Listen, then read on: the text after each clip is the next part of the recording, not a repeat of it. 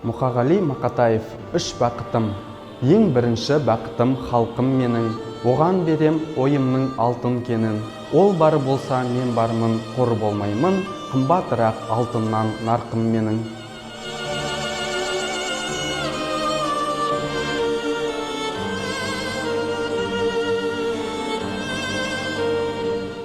Ал екінші бақытым тілім менің, тас жүректі тіліммен тілім дедім. Кей-кейде дүниеден түңілсем де, қасиетті тіліммен түңілмедім.